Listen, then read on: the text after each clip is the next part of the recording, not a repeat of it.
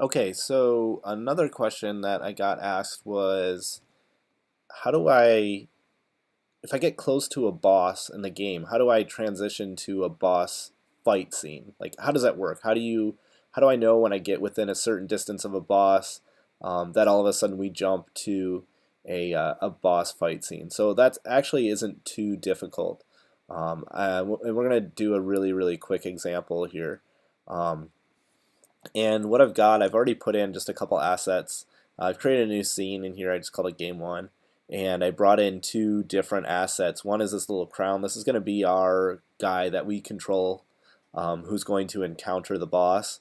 And here's the boss. These are all glitch assets. So here's the boss that we're going to run into. And it kind of, the way this image looks is this piece over here on the right could be this face looking away from you, and then this is when he looks at you. So what we're going to have happen is, as soon as we get within a certain distance, by controlling this crown, and this thing will be facing away from us, then we'll jump to a scene where this thing is huge and we can fight him. So that's the idea. Hopefully it won't be that bad. One thing that I already did do though is when I first dragged in this image into our scene, it has multiple frames. And so when you first bring it in, you're not going to get this little expansion button here. But what you have to do is, once you bring it in, click on it, go over here, and by default it's going to be sprite type, sprite mode of single. You've got to switch it to multiple, then go to your sprite editor and slice it up. So you can just say slice, leave it at automatic, and it'll, for the most part, it'll slice it how it needs to. So since I hit slice, you can see these little outlines of where it's slicing it. I can hit apply, and now when we go back, this thing will be there and ready to go if you didn't already have that. So now we've got this thing in there, now we can drag each one of these individual pieces into our scene and use it as we need to. So I'm just going to grab this guy and drag it in here, and I'm actually going to make him a little bit smaller in this scene. When we jump to the next one, where we fight him, it'll actually be this thing, and we'll make it a lot bigger. So I'll also grab our little guy, our little crown guy in here into the scene and resize him. We're going to do a couple things real quick. We need to be able to drive this thing around with the arrow keys. So I'm going to create a C# script, and we'll call it player controller. And I will drag that onto our crown, and then we'll go in and edit it. And this, I'll go kind of quickly through this. Really all that we want to do is we are going to make sure that when we get any of the arrow keys that we move this thing around. And I will have a public variable up here which will just be the speed. Make it a float equals 0.2, and then that way we can change this inside of Unity if we need to. And then inside of update, we'll just do a quick check for what keys are being pressed. And again, there's other ways to do this movement stuff, but that's not what we're trying to do right now. The whole object is, if you get within a certain distance of the boss, have something happen. So in this update loop, we'll say something like if input dot get key key code dot right arrow. And what are we going to do? We will move right. And let me copy and paste this a few times. So if it's the left arrow, we'll move left. And if it's up, we'll move up. And if it's down, we'll move down.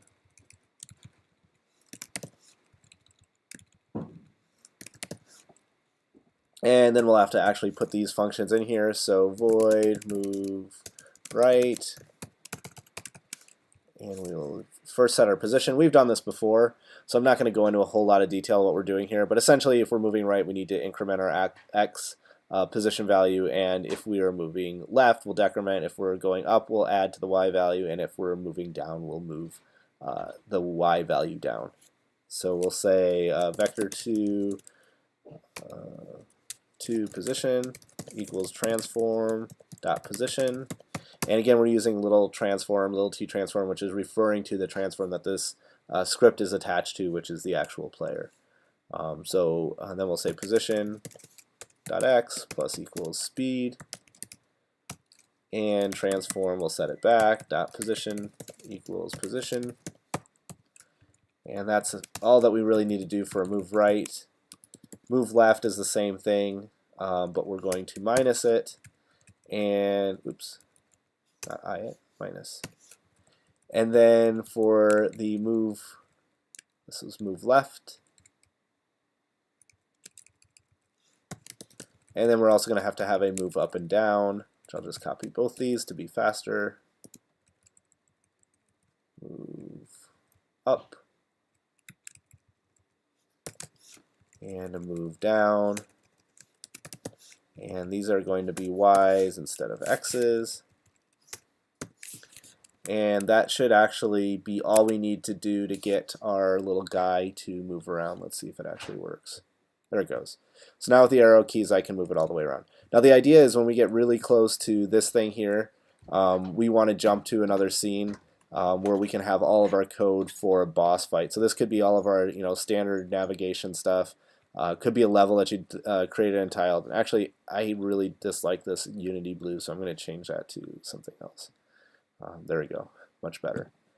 So it could be this part that we're in right now could be something that you created in Untitled, or some level that you designed inside of Unity. But then as soon as you get to this, maybe you want to jump to a specific scene where all it is a boss fight, so you can put a lot of details into it. And so that's what we're going to do. We're going to jump to another scene when we get within a certain distance of this thing.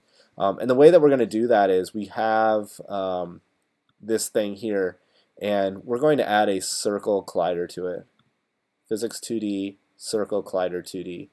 And it's going to be a trigger, which means there isn't really a hard boundary here, but we can get a function call when we encounter that. And I'm just going to, under radius here, if you just kind of hover your mouse over the word radius, you can click and drag.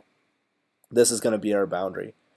So let's say when we get within this range, anywhere inside of the circle, we'll jump to the boss fight scene. And one of the cool things about doing it this way is that that circle is going to follow this boss wherever he goes. So if you have code to move him around, that distance is always going to be the same, no matter if he's down here or up in this corner. It doesn't matter. It's always going to be that distance from the center of that character. So it's a good way to do it, and that's how we're going to do it here. So what we do need to do though is let's give this thing a tag. Eventually when we collide with it, we need to make sure we know who we're colliding with. And right now it's not tagged, so I will over here with our boss selected, I'll hit add tag. The list is empty, so I'll add one. We'll call it, I don't know, boss. I'll click back on our boss here, and then he's in the list now. So now we have a boss tag that we can check. For our player, we need to do the same thing. We need a box collider, or some kind of collider. I'm just going to use a box collider 2D because it's easiest to put on there. That's also a trigger, so that when we crash into this thing, we'll be able to see it. And one of these needs to have a rigid body associated with it. So on our character that we're controlling, I'll do an add component, physics 2D, rigid body 2D, and we're going to check this is kinematic. And that's going to allow us to move this thing around still. If we don't have that checked, it's just going to fall through the bottom of the world here. But now doing it this way, we can still move around. And since it's a trigger, I can crash into this thing all I want to. But we're going to add a little bit of code so that we know when we get within that certain radius, when we get that on trigger enter, that we're going to go to the boss fight scene.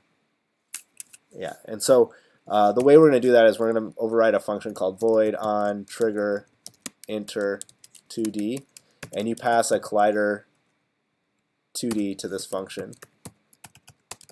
And so what that's going to say is when we encounter another trigger, call this function, we'll figure out what we want to do. And so we can say something like if GameObject, or I'm sorry, call.GameObject.tag equals boss, and make sure that this tag is exactly what you typed in over here. So when I click on our boss, here is our tag, oops, boss, and it's case sensitive and everything. So make sure that you've got your case sensitivity working, or any spaces or that sort of stuff is in here. So if we collide with our boss, then we want to do something. For now, I'm just going to say debug.log within range, something like that. Oops. And so we'll double check that this works first. that we see this print out as soon as we get within range, and then we'll put the code in to switch scenes. So let's see if that's actually going to work. There we go, within range. And I'm going to click on the console here, and let's see. I'll click on collapse because we're going to see this quite a bit. So anytime I get within range, we should see this counter go up. So there we go, it just went up and went up again.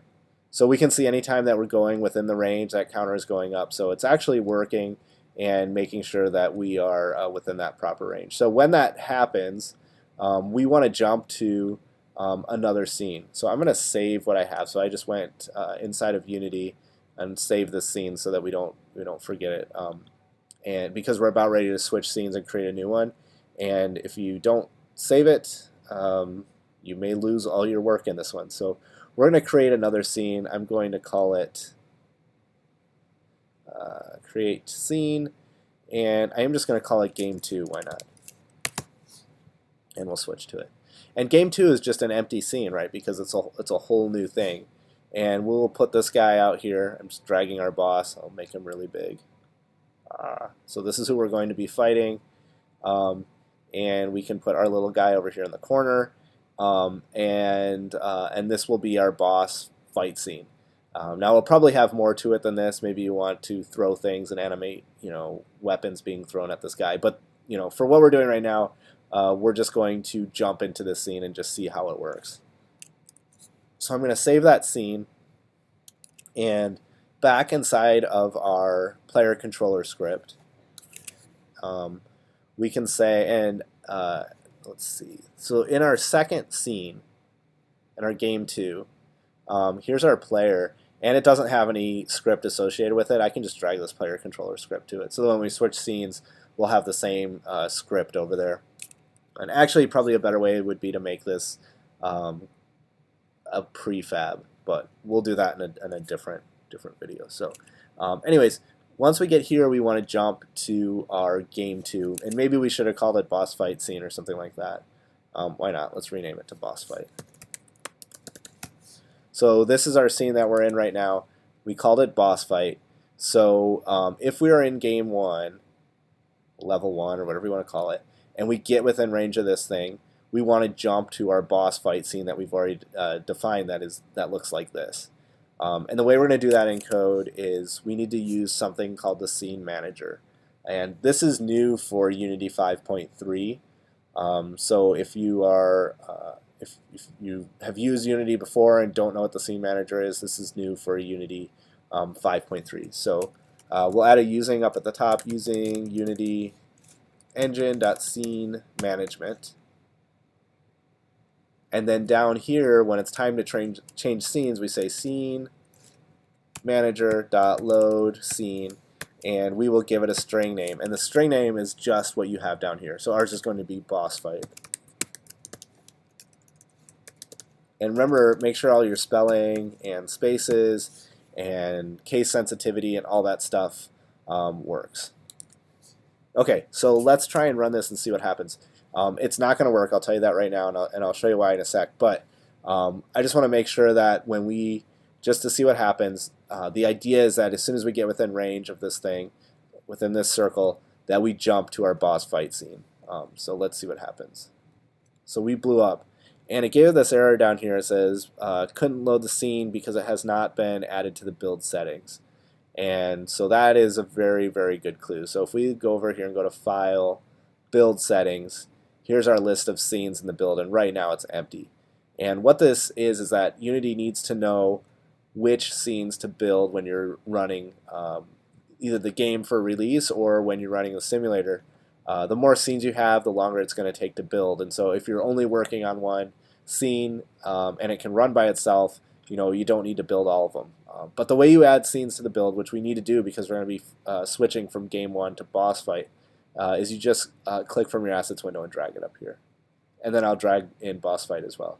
So now anytime we build, all of these scenes are going to get built, which is why you really don't want to have a lot of these checked. Even if your game has 100 levels, if you're only working on one of them as you're developing it, you probably only want to have one of them checked, or whichever the minimum are. Maybe you need a start screen or a level select screen, and then whatever level you're working on. But for us right now, we're going to have both of these checked. And I'm just going to close out of here. That's it. And now that it's in our build settings, let's see what happens. There we go. Ah, ugly Unity blue. Let me fix that. I'll go to my boss fight scene, main camera. We could even just make it, can make it red. Boss fight scene. Let me go back to our game one, and here we are, walking around doing our thing, and then all of a sudden we encounter this boss. Boss fight. And then all of your code for your boss fight scene would go in here. So that's it. I mean, there really isn't that much to it other than just setting up your colliders. We set up this big circle collider, which is the radius of how far away we want to be to get to this guy. We had all of our controls, and then in the code, we just included scene management and loaded the string name of the scene that we wanted to jump to. Now there's other things you can do as well, like using player prefs that we talked about in another video. You can bring in health for the player or health for the boss, maybe amount of ammo, that sort of stuff can all be passed in through player prefs, because if there's any variables here and you in any of your objects in your scene and you did not use the don't destroy on load call, then you're going to lose it all when you end up in your new scene. So somehow you need to transfer that information if there's something that's relevant. Player prefs is one way to do it if you don't have that much stuff to pass between two scenes. So yeah, that was a quick video on how to encounter a boss and then jump to a boss fight scene.